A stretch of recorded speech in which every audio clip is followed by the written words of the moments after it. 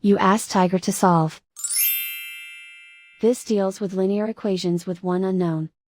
The final result is x equals -1/8. Let's solve it step by step. Simplify the expression. Expand the parentheses. Multiply the coefficients.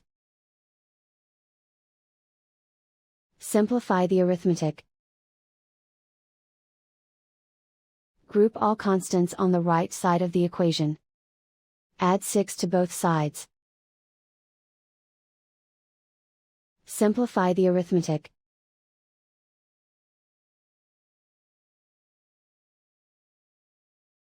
Isolate the x. Divide both sides by 8. Simplify the fraction. And so the final result is x equals -1/8.